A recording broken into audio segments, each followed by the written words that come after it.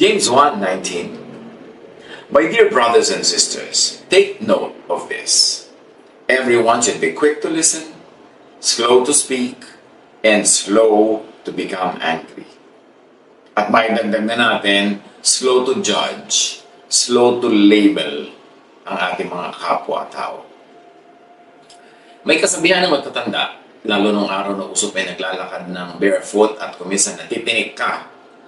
Ang naglalakad ng marahan, kung matinik ay mababaw. Ang naglalakad ng matulin, kung matinik ay malalim. So when it comes to the business of judging others, pwede natin i-apply ang mabilis mag-judge kung magkamali ay wagas. So ang pamagat ng ating pag-aaral, magdahan-dahan.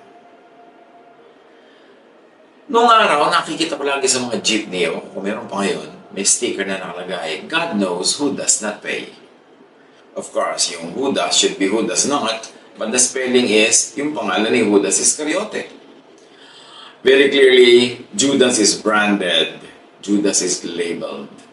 In fact, Judas became a brand and became a label in a very, very negative way. Suriin natin yung naging basis for branding Judas. At ang basis ito, the narratives in the Gospels. Yung mga kwento ng mga Gospel writers, ito ang naging basihan ng pagle-label kay Judas at yung pangalang Judas, naging brand. Mark 14:10-11. Si Judas Iscariote pumunta sa mga punong pari upang ipagkanulo si Jesus. Yun agad, ipagkanulo na agad yung word. So, very, very labeled and very, very branded. Natuwa sila nang marinig nila ang alok ni Judas at nangakong bibigyan siya ng salapi. Mula no'y humanap na si Judas ng pagkakataong maipagkanulo si Jesus. So sa English, betrayal. Kasi siyempre, it's a very branded and loaded word. Matthew 26:48. Bago pa sila dumating doon, sinabi na ng taksil sa kanyang mga kasama, kung sino hahalikan ko, siya ang takpin ninyo. So here's another word, taksil. No? Talagang grabing malalim na Tagalog ito for somebody who betrays, somebody who's very untrue and unfaithful. It's a brand. But the disciples were not always kind and nice to each other or to outsiders. So hindi katakataka yung mga branding na ganyan, yung mga pagtawag ng ganyan, hindi ko tinawag nila, binrand nila na gano'n, yun na talaga yung absolute truth about the person. Because the disciples themselves were not always known to be kind and nice to each other. Especially to outsiders. At maraming halimbawa yan. Matthew 15:23, lumapit ang kanyang mga alagad at sinabi kay Jesus, paalisin na nga po ninyo siya. Napakaingay niya at sunod na sunod sa atin. So meron isang babae na hingi ng tulong kay Jesus. Ang attitude ng mga disciples, paalisin yung babae dahil daw maingay, nakakaabala sa kanila, susunod-sunod. O mabait ba yun or not? Luke 9:46. Nagtalo-talo ang mga alagad kung sino sa kanila ang pinakadakila. So nakita niyo yung topic nila, who is the greatest among them? Matthew 19:13. May nagdala nga ng mga bata kay Jesus upang ipatong niya sa mga ito ang kanyang kamay at sila ipanalangin. Ngunit pinagalitan sila ng mga alagad. Sinabi ni Jesus, hayaan ninyong lumapit sa akin ang mga bata. So kung yung mga disciples na masusunod, hindi makakalapit ang mga bata kay Jesus. So, sinabihan sila. Kasi ang susungit nila, ang hihigpit. Mark 9:38-39.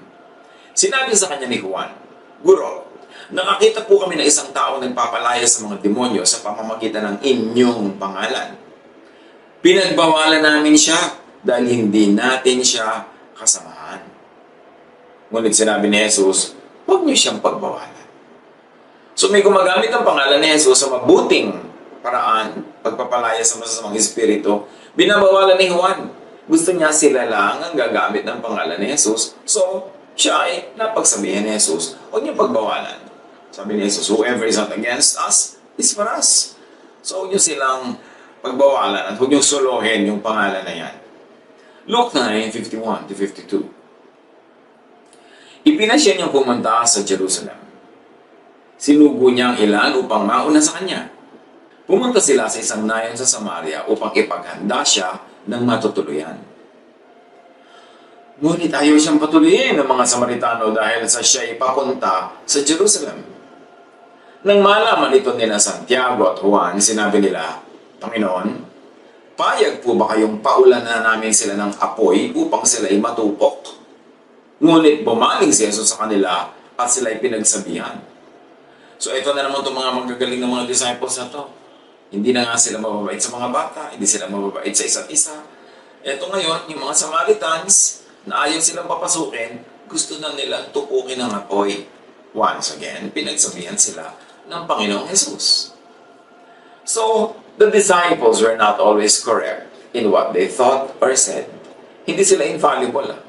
Hindi sila perfect. Si Jesus lang ang perfect. Hindi lahat ng sinasabi nila tama. Hindi lahat ng mga inaakala nila ay tama. Matthew 16:22-23. Nung sinabi ni Jesus na siya ay mamamatay sa Jerusalem, dinala siya ni Pedro sa isang tabi at sinimulang pagalitan. Panginoon, huwag namang itulot ng Diyos. Kaya may hindi iyan mangyayari sa inyo. So, salungat si Pedro sa mangyayari kay Jesus na mamamatay sa Jerusalem. Ngunit hinarap siya ni Jesus at sinabihan, umalis ka sa harapan ko, Satanas. Hadlang ka sa aking landas. Ang iniisip mo'y hindi sa Diyos, kundi sa tao. So ito si Jesus na nagsasalita, siya ang tumawag ng gano'n dahil napaka-ungodly yung ginagawa ni Pedro na pinipigil siya pumunta sa Jerusalem. Yun ang kanyang mission. So you see, he was very well-meaning, of course. He was very loving to Jesus, but he was against the will of the Father in that point. Kaya siya ay napagalitan. Tinawag pang Satanas. Hindi ko sinabi ni Pedro, laging tama, laging totoo. Tao lang sila tulad natin. Si Jesus lang ang anak ng Diyos, siya lang ang perfect. Although the disciples would of course be having many inspired declarations and many truthful claims, pero hindi lahat na sinasabi nila 100% inerrant. Matthew 26:6-10. Nasa Betanya noon si Jesus sa bahay ni Simon na ketongin. Lumapit sa kanya isang babaeng may dalang sisid ng alabastro na puno ng napakamahal na pabango. Ibinuhos niya ito sa ulo ni Jesus habang siya'y kumakain. Nagalit ang mga alagad nang makita ito. Bakit inaaksaya ang pabango? Tanong nila. Naipagbili sana yan sa malaking halaga at naibigay sa mga mahihirap ang pinagbilhan. So si Jesus na ngayon binibigyan ng mabangong handog. Nagalit pa ang mga disciples. Gusto pa nilang tipirin si Jesus at gusto nila ibigay lahat sa charity. Samantalang yung babae, binibigay kay Jesus ng buong puso at pagmamahal. Alam ito ni Jesus kaya't sinabi niya, bakit ninyo minamasama ang ginagawa niya? Isang mabuting bagay ang ginagawa niya ito sa akin. So minamasama ng mga disciples, pero minamabuti ni Jesus. Mark 4:38. Si Jesus ay natutulog noon sa may hulihan ng bangka. Nakahilig sa isang unan. Ginising siya ng mga alagad at sinabi, Guro, baliwala ba sa inyo kung mapahamak kami? So ngayon, binibigyan nila si Jesus ng isang malisyosong thought na hindi siya concerned. Baliwala kung mapahamak yung mga disciples niya. Mark 5:30-31. Naramdaman naman ni Jesus na may kapangyarihang lumabas sa kanya. Kaya't bumaling siya agad sa mga tao at nagtanong, sino ang humipo sa aking damit? Sumagot ang kanyang mga alagad, nakikita po ninyo napakarami nagsisiksikan sa paligid nyo. Bakit pa ninyo itinatanong kung sino ang humipo sa damit nyo? Nagdi-disagree pa sila sa tanong ni Jesus sapagkat hindi nila nauunawa yung purpose ng tanong. Itong mga disciples na to, madalas, mema lang. Hindi man lamang nag-iisip. Mark 8:14-17. Nakalimutan ng mga alagad na magdala ng tinapay. At iisa na lamang ang natira sa tinapay na dala nila sa bangka. Sinabi ni Jesus sa kanila, mag-ingat kayo sa pampaalsang ginagamit ng mga Pariseo at ni Herodes. Sabi nila sa isa't isa, wala kasi tayong dalang tinapay, kaya sinabi niya yun. Dahil alam ni Jesus ang kanilang pinag-uusapan, sinabi niya sa kanila, bakit niyo pinag-uusapan kayo yung walang dayang tinapay? Hindi pa ba kayo nakakaintindi? Hindi pa ba ito abot ng inyong isip? At ipinaliwanag ni Jesus ang kinatukoy niya ay hindi tinapay na galing sa bakery, kundi yung pampaalsa, mga turo, mga katuruan ng teachers of the law and Pharisees and of Herod. Minasama nila si Judas. Binigyan nila ng label, taksil, nagkanulo, etc. etc. Pero ano ba ang mga basis for the Judas Act? Ano ba ang basehan sa mga ginawa ni Judas? Bakit niya ginawa ang kanyang ginawa? Meron kayang personal disappointment or resentment? Tulad nung sinabi sa Matthew 26:6-13, yung istorya ng pabango. Ang mga disciples na offend na nagsasayang daw yung babae ng mamahaling pabango kay Jesus. Now, Jesus explained, apparently everyone else could have understood, perhaps except Judas. Minasama ba niya yun at naging sanhi ba yun para ma-disillusion siya, mawala siya ng gana at tuloy ay ipagkanulo, according to their words, si Jesus? Kasi kasunod ng kwento na yun ito, Matthew 26:14-16. Si Judas Iscariote ay nakipagkita sa mga punong pare right after this episode ng pabango. Ano pang ibibigay niyo sa akin kung tulungan ko kayong madakip si Jesus? Tanong niya. Noon di binayaran nila si Judas ng 30 pirasong pilak. Mula noon, humanap na si Judas ng pagkakataon upang maipagkanulo si Jesus.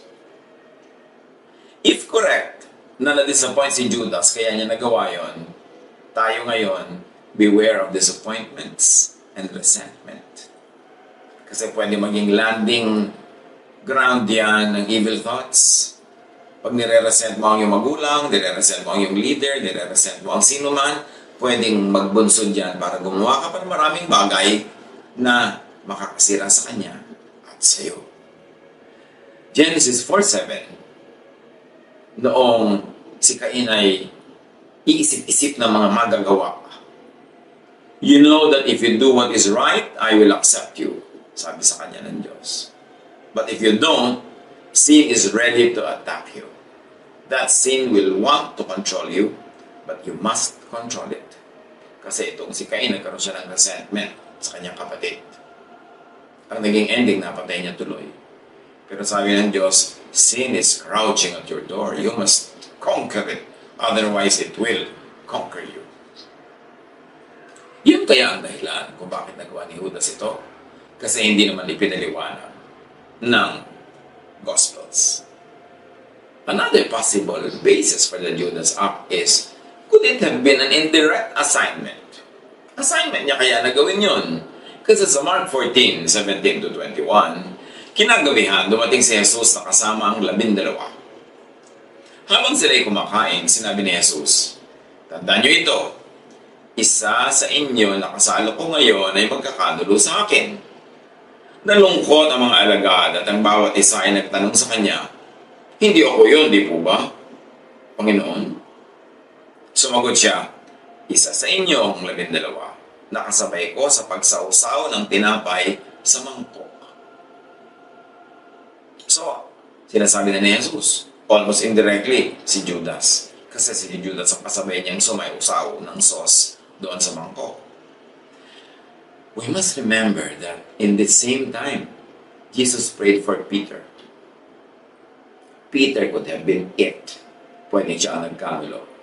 Kasi nga, may potential siyang gawin yun. Remember the 3 denials that he made? Na hindi niya kilala si Jesus. Nagmura pa siya para bigyan ng lalo pang bigat yung kanyang pagiging hindi follower ni Jesus. Pero sabi ni Jesus, alam mo, I prayed for you. Satan asked to sift you like wheat. Gusto ni Satan salain ka na parang harina. Pinag-pray kita. Pero si Judas hindi pinag-pray. So, dahil kaya assignment yun ni Judas. Luke 22:32, sabi ni Jesus, but I have prayed for you, Simon, that your faith may not fail. And when you have turned back, strengthen your brothers. Si Judas, hindi pinag-pray. Hindi natin sinisisi si Jesus. Alam niya ang ginawa niya ang tama, pero sinasabi natin, si Peter, binigyan ng cover. Matthew 26:25, si Judas na magkakanulo sa kanya ay nagtanong din, Guro, ako po ba? Sumagot si Jesus, ikaw ang nagsabi niya. Or another possible basis for the Judas Act, could it have been not an indirect assignment, but a direct assignment? Matthew 26:47-50. Nagsasalita pa si Jesus nang dumating si Judas. May kasama siyang maraming tao na may dalang mga tabak at pamalo. Ito yung sa arrest na sa garden. Isinugo sila ng mga punong pari at mga pinuno ng bayan. Bago pa sila dumating doon, sinabi na ng taksil, ito taksil na naman, according to Matthew, that's the word he used, sinabi na ng taksil sa kanya mga kasama, kung sinong hahalikan ko, siya ang dakpin niyo. Nilapitan niya agad si Jesus at binati, magandang gabi po, Guro. Saka hinalikan. Sinabi sa kanya ni Jesus, kaibigan, gawin mo na ang sadya mo. At siya nilapitan nila at dinakip.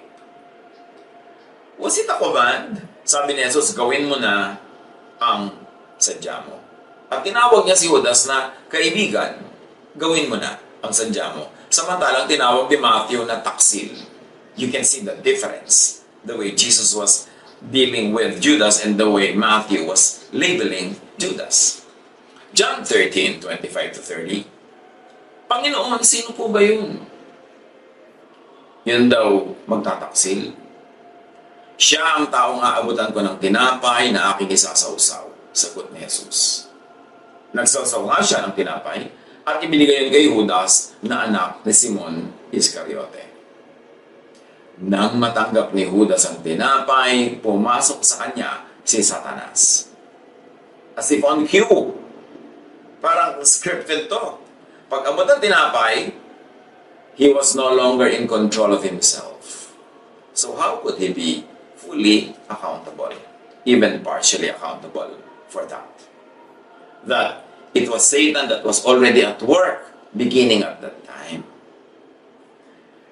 Sinabi ni Jesus kay Judas, gawin mo kaagad ang dapat mong gawin. It was an immediate command, or at the very least, a permission from Jesus. Walang sino man sa mga kasalo ni Jesus ang nakaunawa kung bakit niya sinabi yun. Pagkatanggap ni Judas ang tinapay, kaagad siyang umalis. Gabi noon. At sa English, ang ganda na ng pasok dyan eh. It was night. Parang very poetic, no? Very symbolic.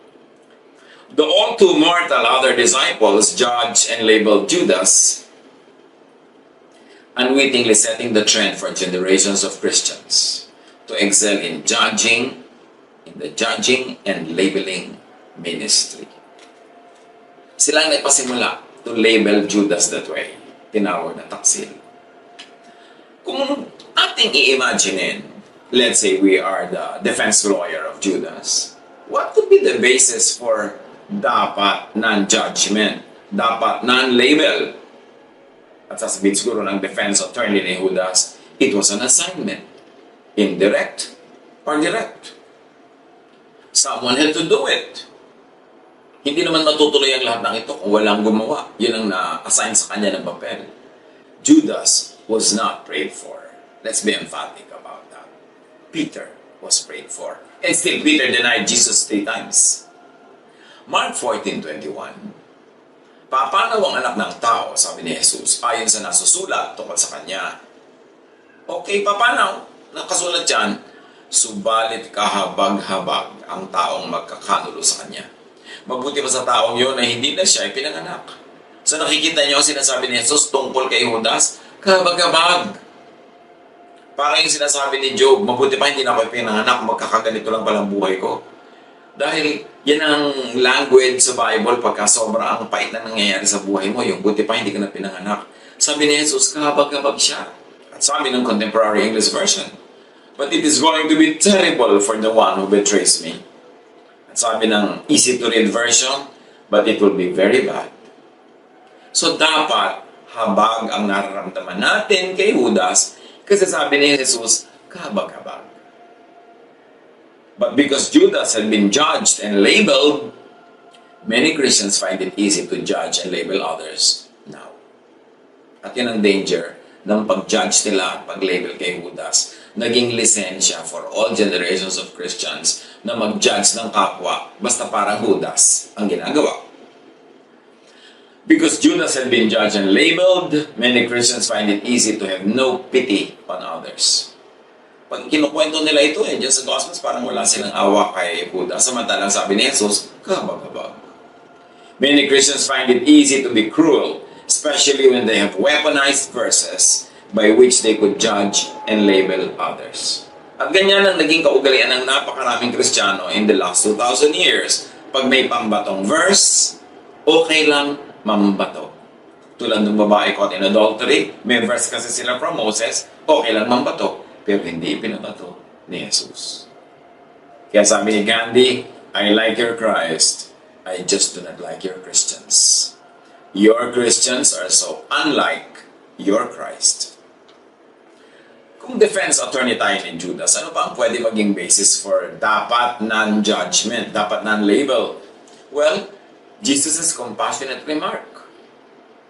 Mark 26:50, sinabi sa kanya ni Jesus, kaibigan, gawin mo na ang sadya mo. At siya'y nilapitan nila at dinakip. At eto pa, ang pwedeng sabihin ng defense attorney ni Judas, nagsisi si Judas. How can everybody ignore it? Nagsisi. Meron bang nagsisisi sa atin tulad ng pagsisisi niya? Matthew 27:1-4. Kinaumagahan, nagpulong mga punong pare at mga pinuno ng bayan kung paano nila maipapapatay si Jesus. Sila'y kanilang ginapos at dinala kay Pilato na gobernador. Nang malaman ng taksil na si Judas na si Jesus ay nakatulang mamatay, nagsisi siya at isinauli sa mga punong pare at mga pinuno ng bayan ang 30 pirasong pilak. Sinabi niya, nagkasala ako. Ipinagkanulo ko ang dugo ng taong walang kasalanan. So ulitin natin, nagsisi si Judas. At hindi ba't ang pagpapatawad ay nakalaan sa mga nagsisisi? And he even showed evidence of repentance. Isinauli niya ang pera. Did he bring a sacrificial offering? Yung mind ba niya nasa Old Testament mode pa na kailangan magdala ka ng pera o magdala ka ng offering o magdala ka ng pambili ng offering? Kaya maraming mesa ng money changers na ipinagtataob ni Jesus dahil binibili nila yung pang-offering. Did he bring a sacrificial offering? Did he bring what could have bought a sacrificial offering? And Judas very clearly declared and confessed his sin. Last time I looked, sabi sa 1 John 1:9, if we confess our sins, He is faithful and just and will forgive our sins and purify us from all unrighteousness. And yet, ang laging tanong sa akin, napakaraming beses, nasa impyerno po ba si Judas? Nakaligtas ba siya? Lagi ang iniisip natin is, ano nangyari sa kanya? Diyos, ang bahala ko, ano nangyari sa kanya? At ang alam natin, napakabait at napakabuti ng Diyos. At tinawag pa nga niya ng Jesus na kaibigan, gawin mong dapat mong gawin. Sabi ni Jesus, kahabag-habag kung sino man ang mapatoka sa ganitong trabaho. Matthew 27:4-5. Ayaw tanggapin ng mga paring sinusoli niyang pera. Anong pakialam namin sa iyo? Bahala ka sa buhay mo. Sagot nila. Binasura ng priests ang avowed ministry nila for forgiveness. So sino ang tunay na bad? Sobra kasing na-judge si Judas at minamasama ng lahat at naging pangalan na nga niya, ibig sabihin, taksil, naging brand. Inihagis ni Judas sa loob ng templo ang 30 pirasong pilak at pagkaalis doon, siya ay nagbigti. Sinabi lang dito, nagbigti. Suicide ba yun? Lagi kasi sinasabi lang, nag-suicide si Judas. That's an interpretation. Was Judas doing a just payment? Could Judas be in the Old Testament mode? At ano ang sinasabi ng Old Testament mode? Exodus 21:23-25. The punishment must fit the crime. You must trade one life for another life. You must trade an eye for an eye, a tooth for a tooth, a hand for a hand, a foot for a foot, a burn for a burn, a bruise for a bruise, a cut for a cut. Sino sa mga nagsisisi dyan ang willing magsoli ng pera at magbayad ng sariling buhay kung buhay yung na-damage ng kanyang kasalanan? Judas did that. Was he trying to offer life for life as required by the Old Testament law? Nandun pa kaya yung mode ng thinking niya? Have mercy on Judas. Yan ang magandang isipin ngayong Sabado de Gloria. Kasi sa Pasko ng Pagkabuhay, tuwang-tuwa na tayo, ang saya-saya natin ang sineselebrate natin, tapos patuloy pa rin tayong nagja-judge sa maraming tao at tinatawag silang Judas, na pag may nagawa sila at may verse tayong reference na mali ginawa nila, parang may lisensya na tayo maging malupit. May lisensya na tayo hindi magpatawad at i-label sila for life. Have mercy on all other Judases. Sa mga taong nagkamali sa ating paligid, humihingi na ng patawad, ayaw pong patawarin. Willing na maparusahan, hindi mo pa rin pinagbibigyan. Marami tayong mga tao na talaga nagkakamali, parang si Judas. Pero kung nagsisisi na, hindi ba natin papatawarin? Tumigas ang puso ng napakaraming mga Kristiyano. Kasi napatigas ng image si Judas na ay buti nga sa kanya. Dapat nga mangyari sa kanya yan. Kaya ngayon, pag kami mga tao nagkasala, tapos nagkasakit, o na-aksidente, o namatay, marami pa diyang believers, sasabihin nila, buti nga. Yan, kasalanan kasi siya. Yun yung attitude na hindi gusto ni Jesus. Matthew 27, 6-8. Pinulot ng mga punong pari ang mga pirasong pilak. Sinabi nila, labag sa kautusan na ilagay ang salaping ito sa kabangyaman ng templo sapagkat bayad ito sa buhay ng isang tao. Mga plastic talaga itong mga priest na ito. No? Matapos nilang bayaran yung kamatayan ni Jesus, ayaw nilang tanggapin yung pera dahil daw marumi. Sa kanila nga galing yun. Nagkaisa sila na ang salaping ito'y ibili ng bukid ng isang magpapalayok upang gawing libingan ng mga dayuhan. So, tandaan nyo ito mga kapatid, ang priests ang bumili ng lote mula sa perang isinuli ni Judas. Babalikan natin yan. Kung ikaw ay defense lawyer ni Judas, ano bang basis mo for dapat non-judgment, non-label kay Judas?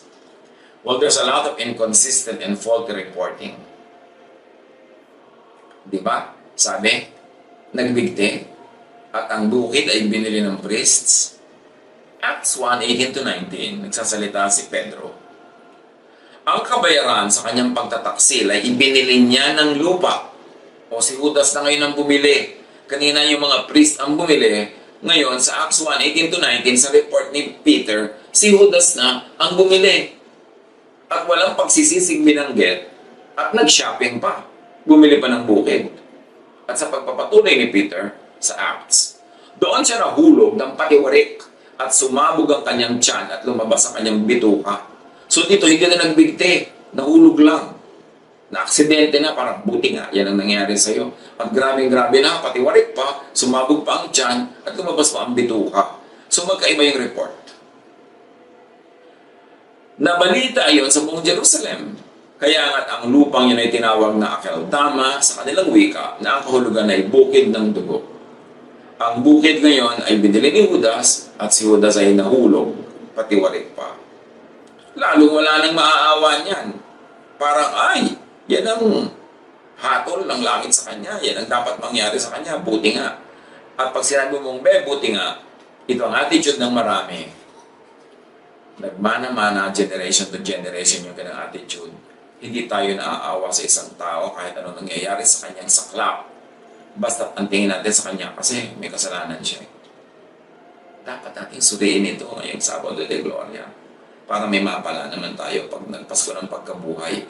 Isalubungin natin yung paggunita sa pagkabuhay muli ni Jesus na bagong tao tayo, na hindi tayo ganyan. Na tayo yung mahabagin, hindi mapag-judge. At hindi yung dahil lang may kasalanan yung isang tao pagka nagkasala siya, parang may lisensya na tayong tapak-tapakan siya at usig-usigin pa at hindi na tayo tutulong at hindi na maawa.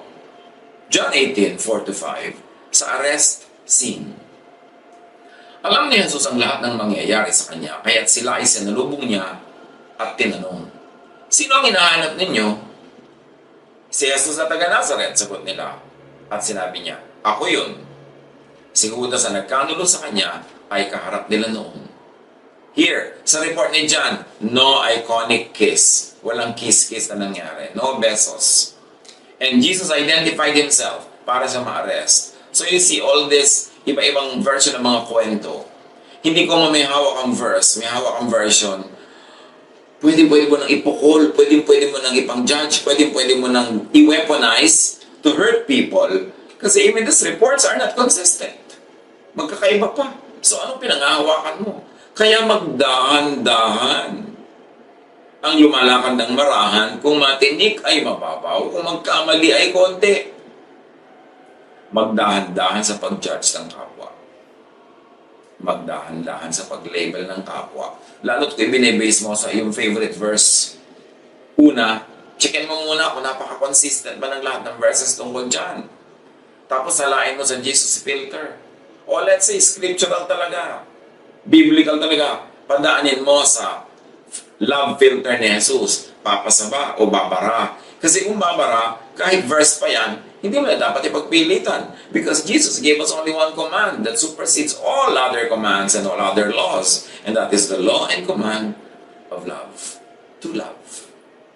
So may verse ka, ibabato mo. Ang tanong mo, labing ba? O hindi labing, itigil mo yung pagbabato mo. Tulad ng ginawa ng mga tao nung sila ay kinausap ni Jesus at bumalik ang huwisyo sa kanilang utak. Luke 6:37. Huwag kayong humatol at hindi kayo hahatulan. Huwag kayong magparusa at hindi kayo paparusahan ng Diyos. Patawarin ninyo ang inyong kapwa at kayo'y patatawarin din ng Diyos. Huwag mag-label ang mga tao na Judas. At huwag isipin na pag may nangyayari sa kanilang hindi masarap o hindi maganda, buti nga sa kanila at hindi mo natutulungan, dadagdagan mo pa, dadagukan mo pa, pag-uusapan nyo pa, i-judge nyo pa. John 12:47, sabi ni Jesus, hindi ako ang humahatol sa taong dumirinig ng aking salita, ngunit tayo namang sumunod dito. Sapagkat hindi ako naparito upang hatulan ng sanlibutan, kundi upang iligtas ito. So si Jesus mismo, hindi nangahatol, nagliligtas. Sino naman ang Kristiyano para manghatol sa kapwa? Dapat mag-isip-isip. Holy Week, gawin talagang holy ang pag-iisip. Magkaroon ng pagbabagong loob. Pag-uunos dili. Lalong-lalo na sa area of loving people, forgiving people, and not judging people. Tapos ang church, ang Christians, masters in judging. Samantalang sabi ni Jesus, hindi ako naparito upang hatulan ng sanlibutan. Wala akong hinahatulan, ililigtas ko kayo. Romans 14:3. Huwag hamakin ang taong kumakain ng anuman, ang taong kumakain ng gulay lamang. So kung vegetarian ka, huwag mong hamakin yung kumakain ng kung ano-ano. At huwag namang hatulan ng kumakain ng gulay lamang, ang taong kumakain ng anuman, sapagkat siya ay tinatanggap din ng Diyos. In other words, kung choice mo yan, hindi yan ang choice mo. Pero kung i-judge yung iba, kung iba ang choice nila sa buhay, hindi mo kailangang i-impose, ipilit sa iba, yung choices mo. James 4:11. Mga kapatid, huwag kayong magsiraan sa isa't isa. Ang namimintas o humahatol sa kanyang kapatid ay namimintas at humahatol sa kautusan. At kung hinahatulan mo ang kautusan, hindi ka tagasunod ng kautusan, kundi isang hukom nito. Tagasunod lang naman daw tayo ng law. Pero kung ikaw na ang nag-judge, you're already above the law because you're already interpreting the law and applying the law on others. So sabihin din, tagasunod lang tayo, hindi tayo judges. One great lesson, one great project ngayong super memorable Holy Week 2020. Memorable talaga itong Sabado de Gloria 2020. Hindi natin ito malilimutan among many Sabado de Glorias and among many Holy Weeks of our life. Lesson, magdahan-dahan sa pag-judge, sa pag-label, sa pagbato sa kapwa at sa sarili. Kasi pag may binabato ka, ikaw din ang tinatamaan nun. Matthew 7:1-2, do not judge or you too will be judged. For in the same way you judge others, you will be judged. And with the measure you use, it will be measured to you. Magdahan-dahan. Isipin ang case ni Judas. Ang dali-dali kasi siyang i-judge kasi wala nang nag-iisip Nakasaksak na sa utak natin yung naitanim dyan ng mga nauna na nagsalita, nagturo, mga theologian, na naturuan din naman ng mga theologian na nauna sa kanila, na naturuan din ng nauna sa kanila. So saan ba nanggaling lahat yung mga pagtingin natin na ganyan? Hindi natin binabasa yung kwento ni Judas the way it was told and with the lens of Jesus. Ginadjudge natin si Judas with the lenses imposed before our eyes by the many people who interpreted the verses before us. But the point is, nagsisi siya. Hindi siya nag-suicide. Siya'y nagbigti, maaaring iniisip niya, buhay niya ang bayad sa buhay ni Jesus. Kasi yun ang tradisyon at yun ang law nung araw. Kaya importanteng maging maunawain tayo, huwag tayong padalos-dalos sa pag-uusga, lalo't ang konti-konti ng ating alam. Na yung alam natin, nadinig lang natin kung saan, basa lang natin kung ano, hindi naman tayo talaga nag-iisip, nagre-reflect, nagre-research, isipin. Pero hindi mo kailangan lahat gawin yun eh. Just read the scriptures na walang lenses na inilagay ng iba.